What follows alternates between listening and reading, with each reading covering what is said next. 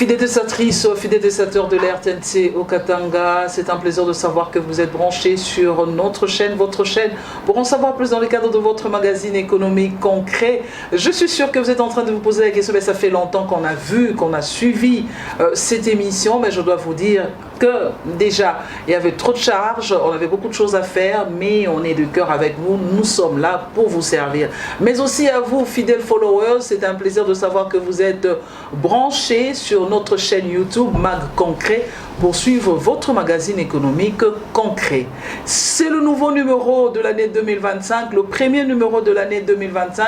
J'en profite pour vous souhaiter une bonne heureuse année 2025. Mais je pense que l'année avait déjà bien commencé pour vous, je l'espère, le mois de janvier, le mois de février, et là c'est le mois de mars.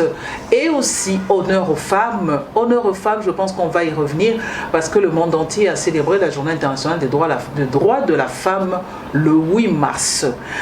Pour ce nouveau numéro, je ne suis pas seul. Ce numéro premier pour l'année 2025, je reçois pour vous Monsieur André Moutoundou. Monsieur André Moutoundou qui est au fait un habitué de ce magazine. Il est au fait économiste, monétariste, mais aussi il est banquier pratiquant.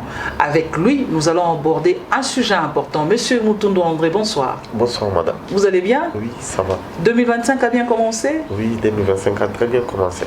Sûr. Oui. C'est déjà le 3e mois de l'année. Oui.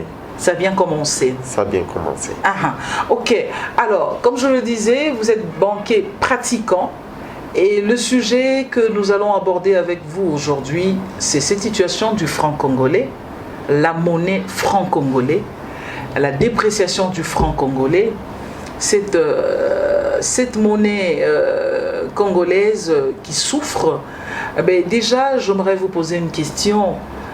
Quand on parle de la monnaie, qu'est-ce que ça signifie exactement? Vous êtes économiste, monétariste. La définition de la monnaie. Ok. Merci beaucoup, madame. C'est moi qui vous remercie d'abord pour la confiance. La monnaie, comme tout le monde entend parler, c'est une unité de valeur. La monnaie, c'est un instrument de mesure et la conservation des valeurs. C'est un moyen qui permet des échanges, et la monnaie nous permet aussi à effectuer des transactions commerciales. La monnaie a plusieurs définitions où chacun définit de sa manière. C'est comme l'économiste Pilion qui qualifie la monnaie comme le sang. Donc, la monnaie, le sang. Oui, la monnaie dans l'économie, elle est comparable au sang dans les organismes du corps humain. Donc un corps qui n'a pas le sang, ça ne peut pas fonctionner, c'est comme la monnaie. Donc c'est un instrument de mesure et la conservation des valeurs. Donc c'est ça la monnaie. C'est un instrument de mesure pour la conservation de la valeur. C'est un instrument de mesure et la conservation des valeurs. Okay. Donc c'est ça. Alors ça signifie que déjà avec cette définition, c'est pour dire, et vous avez dit qu'il y a un auteur qui qualifie également la monnaie comme le sang. Oui. Alors, ça signifie qu'on ne peut rien faire sans la monnaie. Oui, donc quand on dit le sang, c'est-à-dire l'homme ne peut jamais vivre sans le sang dans son corps. C'est également, on ne peut jamais parler de l'économie, de l'existence de l'économie, sans voir la monnaie à l'intérieur. Donc la monnaie permet de booster, de parler de l'existence de l'économie. Ok, la monnaie permet de parler de l'existence de l'économie, mais est-ce que nous avons des éléments qui font que l'on parle effectivement de la monnaie? Est-ce que l'on peut parler de la valeur de la monnaie? Qu'est-ce que ça signifie exactement? Bon, la valeur de la monnaie est mesurée par rapport à des choses. Il y a d'abord la valeur interne. Cette valeur-là est mesurée par rapport à son pouvoir d'achat sur les marchés. C'est-à-dire la quantité de biens et services qui procure une unité monétaire. C'est-à-dire, il y a d'abord les économistes de l'école de Cambridge qui ont parlé de ça. On parle de la notion d'encaisse réelle. Il y a aussi des notions d'encaisse nominale. Dans les encaisses nominales, nous voyons la monnaie avec sa valeur faciale. On va c'est 20 000 francs. Maintenant, comment comprendre sa valeur sa valeur peut être mesurée par rapport à la quantité de biens et services que cette unité monétaire-là nous donne sur les marchés. Ça nous permet de comparer, de calculer son pouvoir d'achat sur les marchés. Mais quand vous parlez de la valeur faciale, ça signifie quoi exactement? De la valeur faciale, nous voyons ce qui est écrit sur la monnaie. Mais du point de vue général, quand on veut parler de la valeur, de ce qui fait la valeur d'une monnaie, de ce qui fait de la force d'une monnaie, c'est d'abord de l'interaction qui existe entre les divers facteurs locaux et internationaux. Par exemple, on parle de la demande et l'offre sur les marchés de change. Nous voyons les taux d'intérêt de la Banque centrale. Nous voyons aussi les niveaux de l'inflation et de la croissance économique nationale, sans oublier la balance commerciale d'un pays. Ce sont des éléments qui nous permettent d'évaluer, de mesurer la valeur d'une monnaie. Quand il y a la demande très élevée, ça permet à la monnaie-là de prendre une valeur. Quand la balance commerciale est positive, ça permet à la monnaie de prendre sa valeur. Donc, ce sont des éléments-là qui nous aident à mesurer, à évaluer la valeur d'une monnaie. À mesurer, à évaluer la valeur d'une monnaie. En fait, M. Moutoundou, merci beaucoup parce que vous nous avez éclairé en ce qui concerne la valeur de la monnaie, que vous avez dit que la monnaie avait deux valeurs, je pense.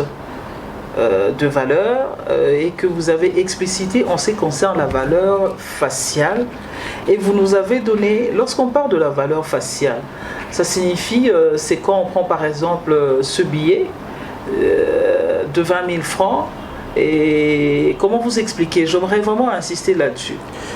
Oui, on parle de la valeur faciale, c'est ce qui est mentionné sur les billets, par exemple 20 000. Il est là, c'est un billet de 20 000. Et autrement appelé, c'est une valeur nominale. Nominale, ok. Oui. Alors, il y a ce qu'on parle maintenant de la valeur réelle de la monnaie. Quand on parle de la valeur réelle de la monnaie, c'est-à-dire on prend la quantité. En économie, on fait une démonstration, c'est-à-dire on prend la valeur de la monnaie sur les prix des biens sur les marchés. Par exemple, on dit les micros coûtent 5 000 francs. On prend maintenant cette valeur de la monnaie divisée par les 5 000 francs des micros. On va déterminer sa valeur réelle. C'est là où les économistes parlent des encaisses réelles de la monnaie. C'est le niveau de la quantité de biens et services que cette unité monétaire nous procure. Là, on quitte l'idée nominale, on revient sur l'idée réelle. Réelle, ok. Donc, valeur faciale, idée nominale, et puis nous allons sur la valeur réelle. Oui. Ok.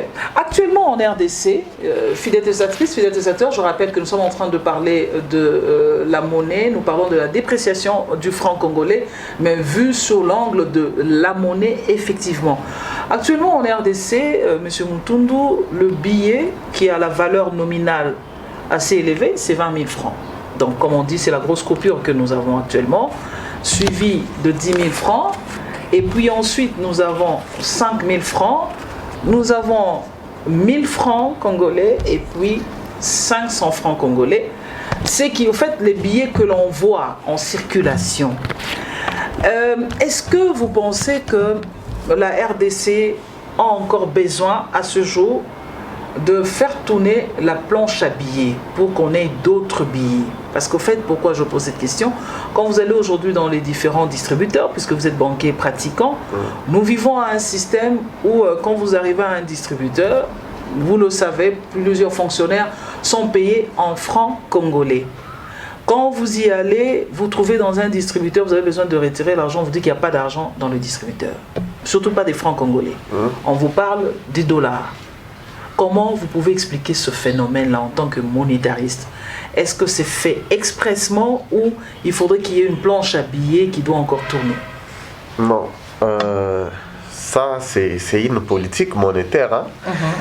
Vous savez, quand on constate que la monnaie perd souvent sa valeur, il y a les éléments que la Banque centrale joue.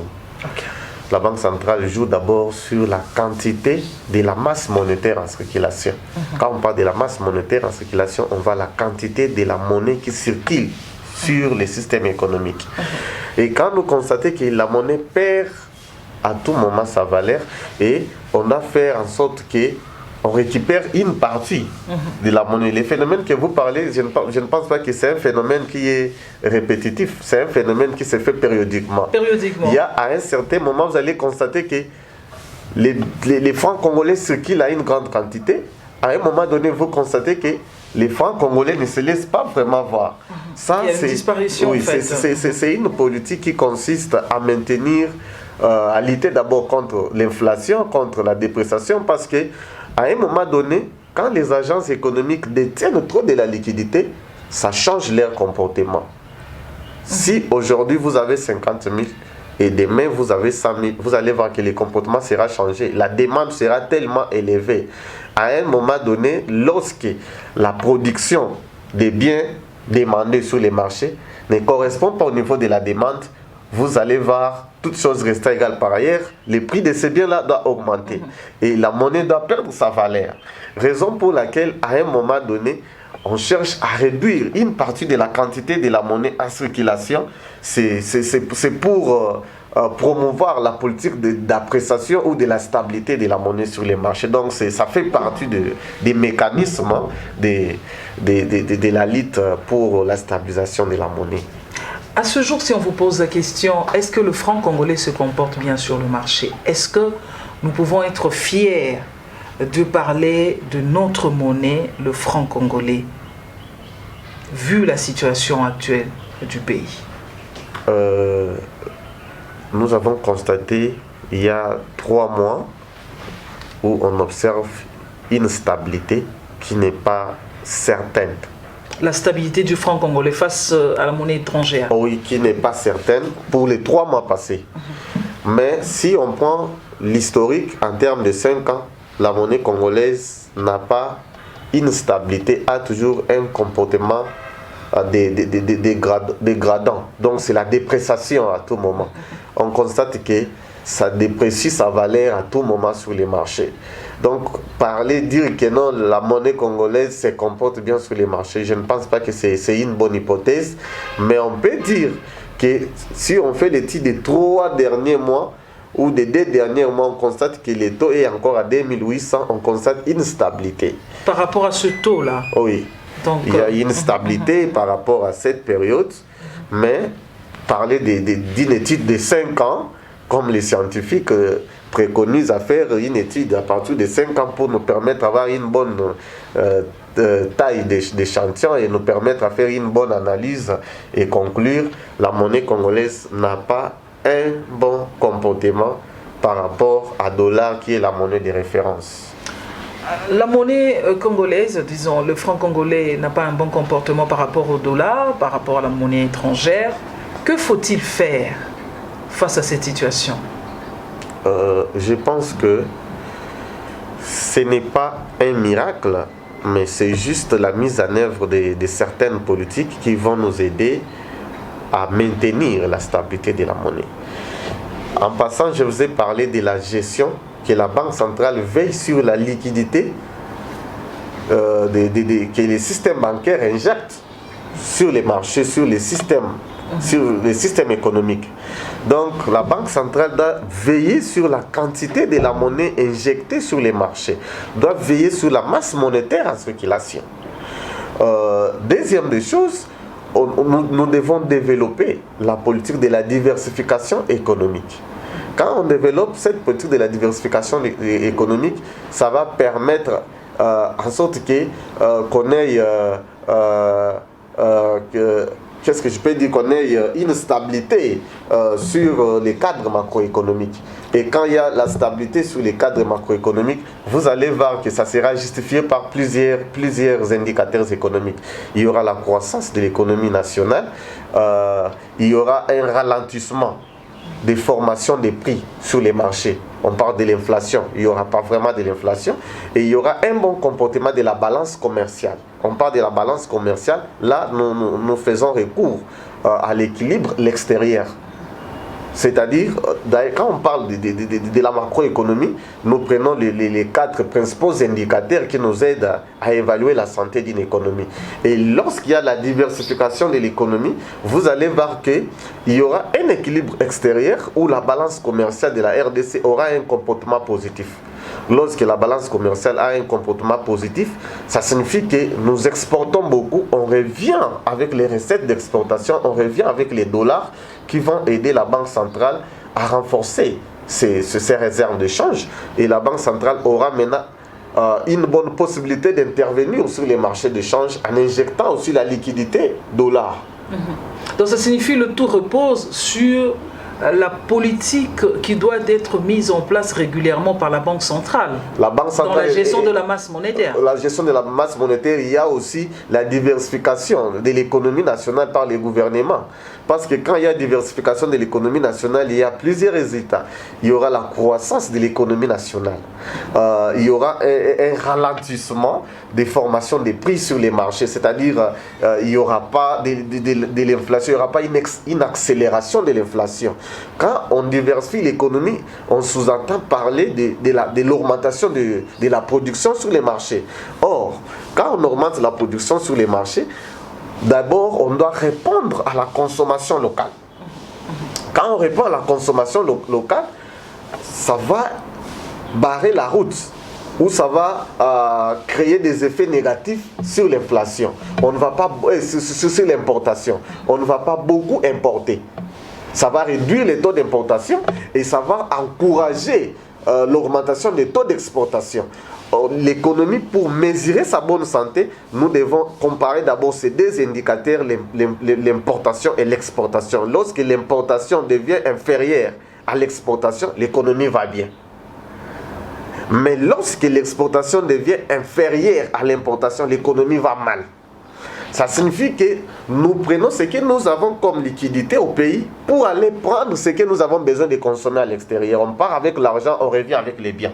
Okay. Mais quand on diversifie l'économie, on va d'abord répondre à la consommation locale. Parce qu'on peut recourir à l'extérieur lorsqu'il y a un déficit interne.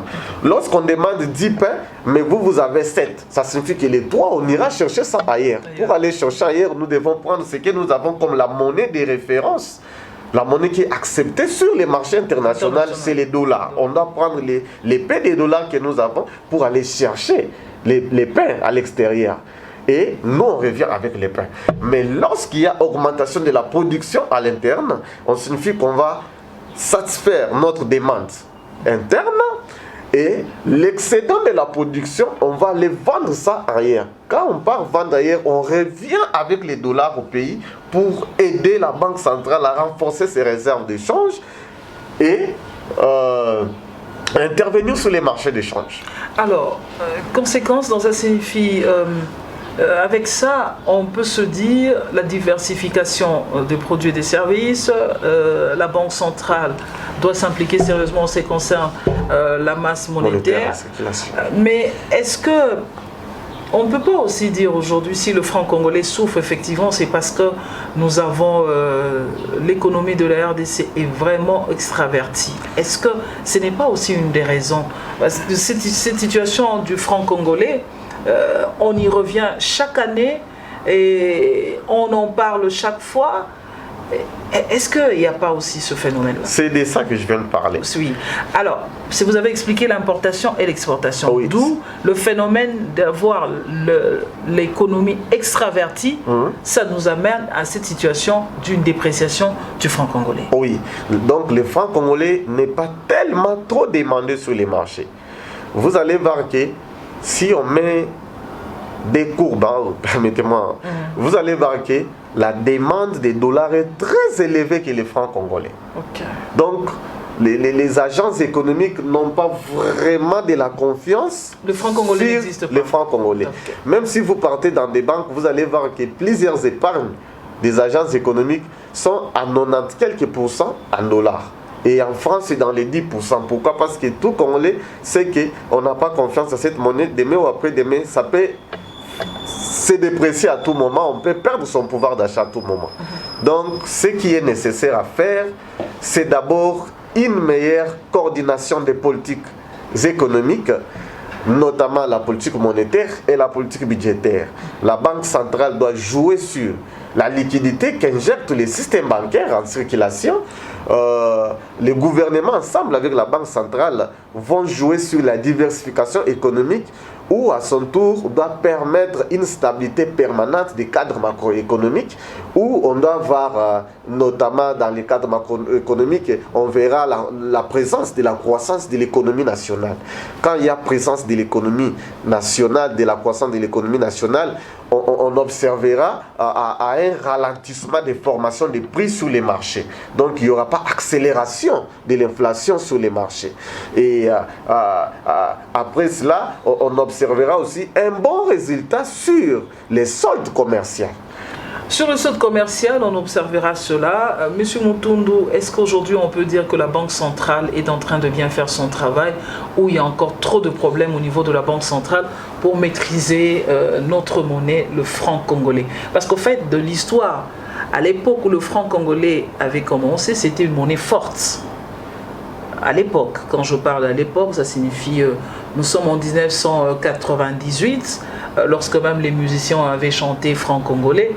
Donc c'était une monnaie forte à l'époque, en 1998. Aujourd'hui, nous sommes en 2025. Est-ce qu'on peut dire que la Banque centrale maîtrise bien la monnaie? Je rappelle d'abord aux téléspectateurs et aux Congolais en général qui nous suivent que la monnaie, la stabilité de la monnaie ne dépend pas à 100% de la Banque centrale. Oui. Ça dépend des deux institutions. La Banque centrale et le gouvernement. La Banque centrale et le gouvernement. Lorsque les gouvernements augmentent des dépenses publiques, ça peut créer directement la dépréciation de la monnaie. Lorsque les recettes publiques ne s'adaptent pas, ne varient pas proportionnellement aux dépenses que l'État, ça pousse la dépréciation de la monnaie. Je vous sens un défenseur de la Banque centrale avec... je ne défends pas la Banque centrale, mais je parle d'abord de l'apport de chacun, c'est-à-dire chacun et la Banque centrale et le gouvernement. Les gouvernements doivent veiller sur les dépenses publiques. Quand il y a augmentation des dépenses publiques, et surtout si on constate qu'il y a un comportement déficitaire sur les budgets, on recourt à la Banque centrale. Et quand on recourt à la Banque centrale, c'est pour nous aider avec ces avances. Quand on parle des avances de la Banque centrale, nous voyons planche à billets, nous voyons les seigneuriages monétaires. Donc c'est un comportement qui décourage, qui ne permet pas la stabilisation de la monnaie. La Banque centrale, à son tour aussi, a ses instruments à utiliser. Donc ça signifie, dans cette situation de la dépréciation du franc congolais, si l'on doit condamner... il y a la part du gouvernement, il y a aussi la part de la Banque centrale. À ce jour, les deux sont condamnables. Les deux sont condamnables. Et la Banque centrale. La Banque centrale s'est fait comme conseillère. Elle est d'abord appelée conseillère financière et économique de l'État.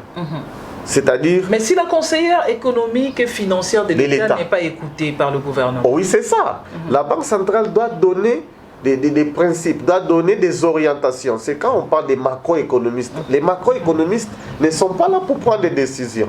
Ils sont là pour orienter aux décideurs, les autorités politiques, à suivre une démarche quelconque pour aboutir à un bon résultat. Si la démarche n'est pas bien suivie, donc... si la démarche n'est pas bien suivie, on se retrouve face à une situation de la dépréciation du franc congolais. On ne sait pas gérer la monnaie franc congolais. Est-ce qu'on peut se permettre aujourd'hui, d'après vous, en tant que banquier pratiquant, en tant que économiste monétariste, est-ce qu'on peut se permettre aujourd'hui de dire que le franc congolais n'est plus une monnaie qui doit être utilisée? Est-ce qu'on peut se permettre? Non. Dire ça, c'est manquer d'abord du respect à toute une nation. La monnaie congolaise, c'est une monnaie qui est d'abord indépendante. La RDC a sa souveraineté monétaire, où on ne dépend pas comme d'autres pays. Les francs CFA est consommé à plusieurs pays. Mais nous avons notre indépendance monétaire, où la monnaie est émise ici au pays, dans notre hôtel des monnaies, hôtel de monnaie. À Kinshasa. Donc dire que la monnaie congolaise ne peut pas être acceptée ou consommée, c'est presque... Parce qu'il y a plein de faiblesses avec la monnaie. Il y a des faiblesses, mais elle n'est pas seulement acceptée sur les marchés internationaux. Parce qu'elle n'est pas une monnaie de référence. Elle n'a pas sa puissance. Mais ça peut s'imposer que ça devienne une monnaie de référence si l'économie congolaise se diversifie, si l'économie congolaise devient une économie puissante, où la production devient tellement élevée. Si vous vous rappelez bien, à un certain moment, la monnaie congolaise était plus forte que les dollars américains. Oui, c'est vrai. À un moment donné. Cela justifiait la production, les niveaux de la production de l'économie nationale. C'est la production de l'économie nationale qui donne valeur à la monnaie nationale. Ok, c'est l'économie nationale qui donne de la valeur à la monnaie nationale. Nous sommes en train d'évoluer petit à petit, fidèles testatrices, fidèles testeurs, fidèles followers. Je rappelle que nous sommes en train de recevoir M. André Mutundu. Avec lui, nous sommes en train de parler de la monnaie congolaise, le franc congolais, la dépréciation de cette monnaie.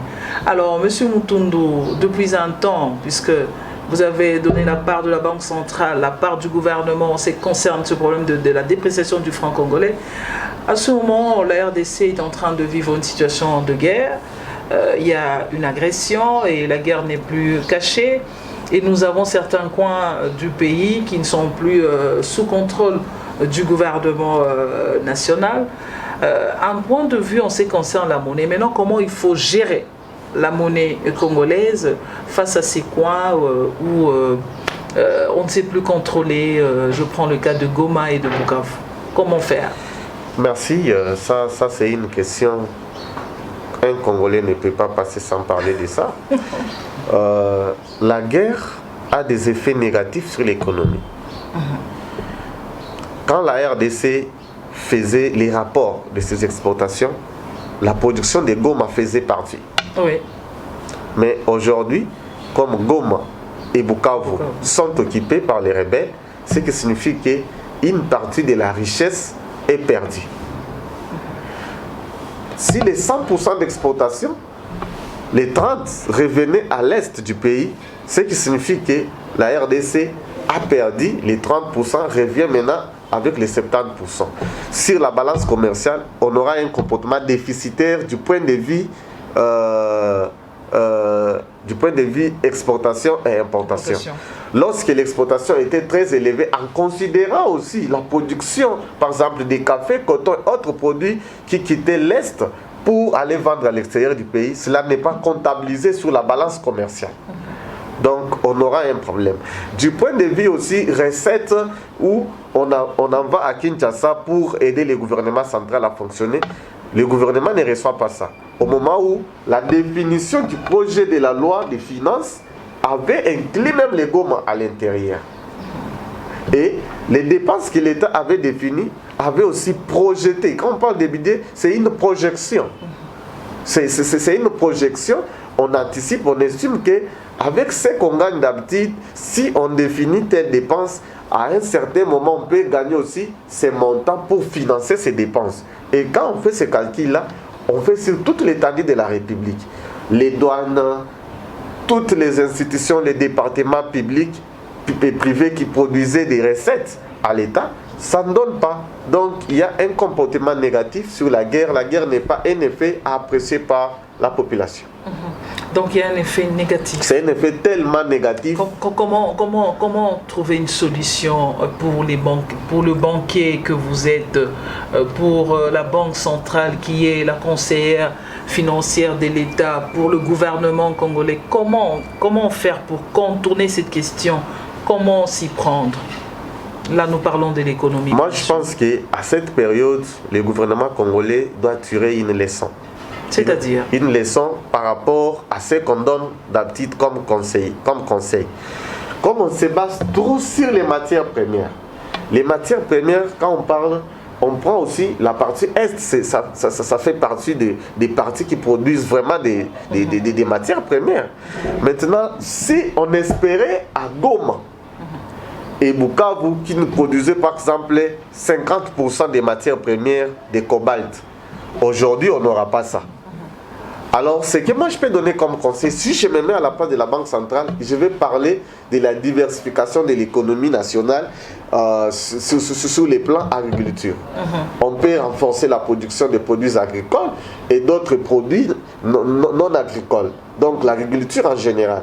On peut recourir à la production des bois, on peut recourir à la production de coton, de caoutchouc. Donc, on peut créer d'autres sources de richesses. La richesse se crée. La richesse se crée. Donc, il y a d'abord un économiste qui avait parlé des causes de la variation de la richesse. Si je me rappelle bien, c'est Raymond Barre, un économiste français, qui avait parlé de ça. La richesse a ses causes. Si vous voulez avoir beaucoup de la richesse, vous devez créer les éléments qui vont stimuler la richesse à augmenter. Donc, à part les matières premières, le gouvernement congolais doit penser à un plan B en diversifiant en sorte que, même en cas de choc des matières premières, que la RDC ne trouve pas un ralentissement de l'économie nationale. Ok, merci beaucoup. Nous allons revenir tout de suite. Si la réalisation est d'accord avec moi, nous allons prendre la rubrique concret dans le concret. Question de voir ce que le tableau nous présente en ce qui concerne la situation du franc congolais face à la monnaie étrangère à ce jour. Donc nous allons la voir, ce que le tableau nous propose aujourd'hui, concret dans le concret, et puis on y revient.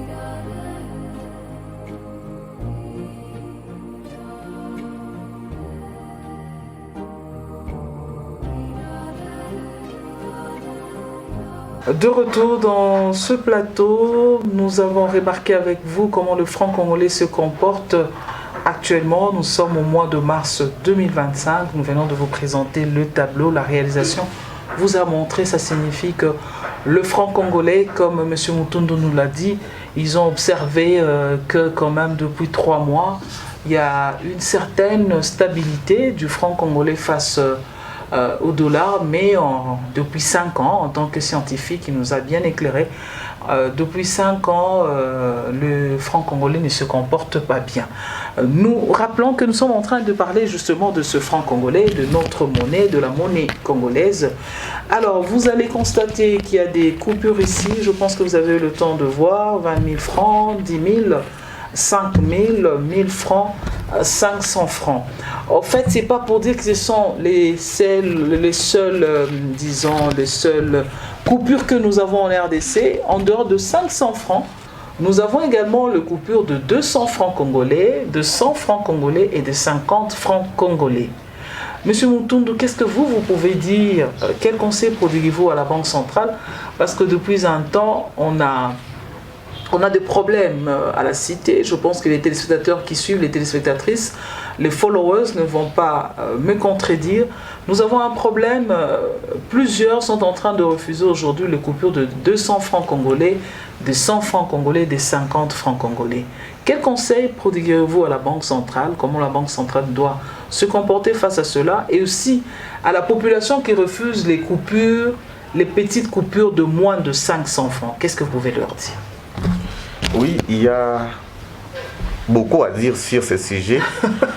D'ailleurs, plusieurs mémoires à la faculté de l'économie ont été rédigées suite à l'émission des billets en valeur faciale supérieure. quand il y a des grosses coupures en circulation, les petites coupures ont toujours tendance à disparaître. Quand on émet déjà des 20 000 francs sur l'économie de la quantité, en termes de la gestion de la liquidité, un agent économique qui a 100 000 aura besoin d'avoir ces 5 billets, des 20 000, pour ne pas être un peu gêné de plusieurs quantités de petites coupures qui donnent que 100 000. Pour lui, il aura besoin de 5 billets. Au lieu d'avoir des 200 qui seront presque 50 billets. Alors, dans cette politique, il y a aussi la politique des prix sur les marchés. Lorsque les prix augmentent sur les marchés, aujourd'hui, si moi j'estime bien, les derniers prix sur les marchés, ça devient 500 même sur les transports. D'ailleurs, si nous risquons, on risque même de, si on ne tire pas attention, on risque même de perdre ces 500 francs en circulation. Ce qu'il ne faut pas souhaiter. Oui, parce qu'on doit d'abord se battre. Vous voyez que sa valeur réelle, son importance sur les marchés est en train de disparaître par rapport à la fixation des prix des biens et services sur les marchés. Et il n'a pas vraiment sa place. Quand on est dans une conférence de 10 chaises, mais vous êtes à 11. Les 10 qui vont prendre place, c'est les 10 où on avait planifié pour eux d'avoir réellement des places. Lorsque vous partez sur les marchés, vous constatez qu'il n'y a pas un bien qui est fixé à 50 francs. Il n'y a pas un bien qui est fixé à 200 francs. Il y a pas non, 200 francs, il y en a encore. Pour nous, les ménagères, on trouve encore un peu d'oignons. Mais on va vous dire qu'on vous met 4 oignons, 3 oignons à 500 francs. Ça signifie, ici je fais les calculs, ça signifie que j'achète quand même l'oignon à 150 francs congolais ou 200 francs. Oui, il y en a quand même. Oui, ça existe, mais pas tellement. Vous allez constater que c'est spécifié. Donc l'argent ajuste les prix sur une catégorie de biens segmentés pour ça. Donc ça n'a pas vraiment de l'importance sur autres biens. Donc pas dans tous les secteurs. Parce qu'aujourd'hui avec 100 francs, avec 200, tu ne peux pas avoir... vous ne pouvez pas me parler avec 100 francs avoir les unités sur les mondes de la communication. Non, vous ne pouvez pas. Alors, c'est par rapport à ça que vous allez voir la demande de la monnaie devient importante. La monnaie devient tellement sollicitée lorsqu'elle a son importance à résoudre les problèmes. Lorsqu'on constate que les 200 francs, si vous donnez ça au transport, ça ne donne pas. Quelqu'un préférera avoir même des billets de 500, payer son 1000 francs de transport qu'avoir 5 billets. Ça, c'est un. Mais celui qui a la base de tout ça, c'est la Banque centrale. La Banque centrale doit avoir la politique d'injection de la masse monétaire en circulation. L'injection des billets en circulation. C'est la Banque centrale qui est à la base de la disparition des billets que vous parlez de 50, 200 et 100 francs. Le gouverneur de la Banque centrale doit avoir une planification en termes de paiement des salaires des agents de fonction publique. Non seulement on va injecter les 200 francs. On injecte, même, on impose même aux banques classiques qui viennent à la banque récupérer l'argent. On va donner ces mois ici, on va vraiment injecter des 200 francs sur les marchés. On va injecter des 500 francs sur les marchés. Quand il y a aussi circulation, des petites coupures en circulation, même les prix, ça impacte aussi les prix. Aujourd'hui, si on paye les transports à Kinshasa, il y a les transports même à 700 francs. Oui, il y en a. Et vous arrivez, on vous donne 300 de la différence. Mais dans des provinces, ça n'existe pas. Pour le cas, par exemple, de l'espace Grand Katanga. Oui, dans des cabines à Kinshasa, pour charger les téléphones, il y a des places où vous pouvez payer 300 francs. Oui. Mais à Lubumbashi, ça n'existe pas. Dans d'autres provinces, ça n'existe pas.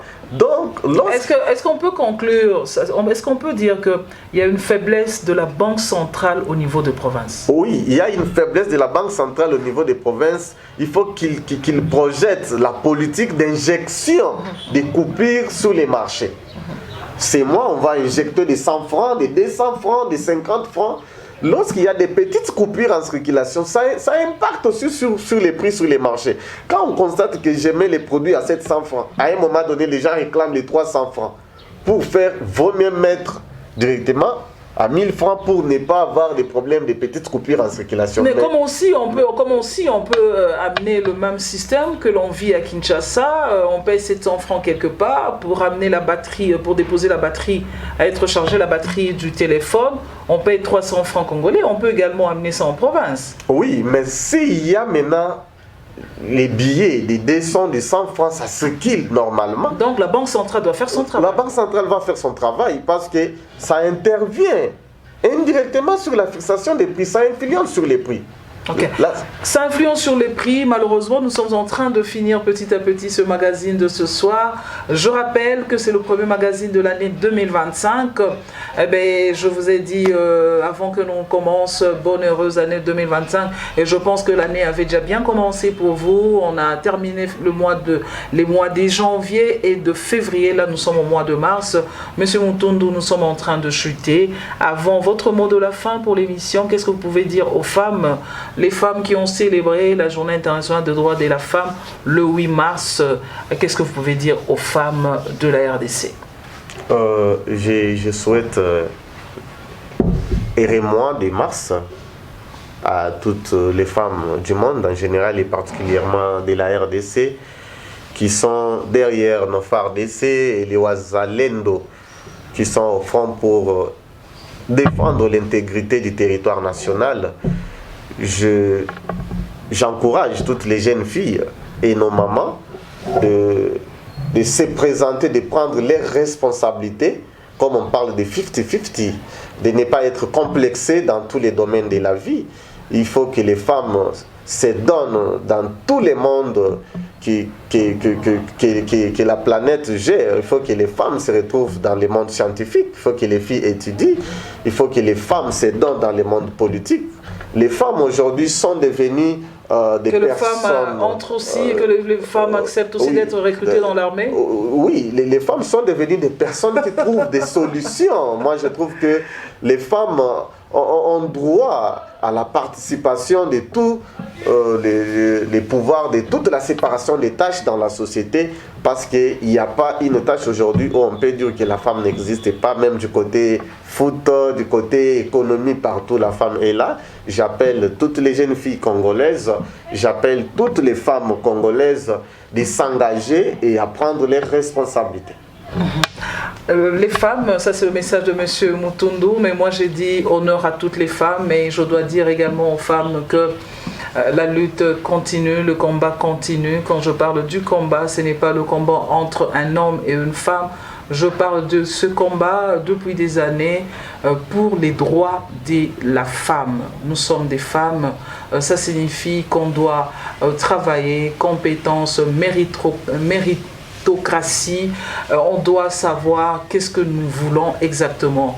Je n'aime pas dire nous célébrons la journée internationale des droits de la femme le 8 mars seulement, mais moi j'aime dire que nous célébrons cette journée tous les jours. Quand je dis tous les jours, nous avons 365 jours pour l'année, mais moi je me dis c'est chaque jour qu'il faut célébrer cette journée. C'est une manière de rappeler aux femmes que le 8 mars c'est juste une date pour nous rappeler que nous devons faire l'évaluation, l'autopsie, la rétrospection, une introspection de la situation des droits de la femme. Alors je me dis, les femmes, levons-nous, levez-vous, il est temps de se lever, effectivement se lever pour le bien de notre pays, se lever pour bâtir un Congo fort, unis, et nous avons besoin de toutes les femmes, de toutes les forces.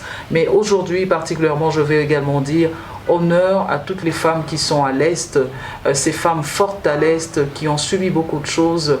Je vous dis, mkwe na nguvu, mushichoke, na Mungu azili kumichunga, munapata magumu ya mingi sana, ba mama baku Est. Alors, pour terminer ce magazine, M. Mutundu, votre mot de la fin par rapport à la monnaie et nous clôturons. J'appelle les autorités qui sont à la base de l'émission monétaire, c'est les autorités monétaires, la Banque centrale du Congo, de veiller sur la politique monétaire en utilisant les instruments qui donnent une bonne possibilité de la santé de la monnaie. J'appelle aussi les gouvernements congolais de savoir prendre contrôle sur les dépenses publiques, parce que les dépenses publiques aussi ont vraiment un effet direct sur la santé de la monnaie. Merci beaucoup. Fidèles utilisatrices, fidèles utilisateurs, nous sommes pratiquement à la fin de ce magazine de ce soir. Vous qui nous suivez sur Followers, vous nous suivez sur notre page YouTube, les Followers, nous vous disons merci également de nous avoir suivis. À vous, monsieur André Moutoundou, vous êtes économiste, monétariste, banquier pratiquant. Nous vous disons merci d'avoir répondu à notre invitation. Ça a été un plaisir de vous servir pour ce premier numéro de l'année 2025. Si Dieu le veut, nous allons nous retrouver la fois prochaine. Comme le disent les musulmans, je les salue en passant, ils sont pendant la période de Ramadan. Inch'Allah, nous allons nous retrouver. Bye bye et à la fois prochaine. Merci.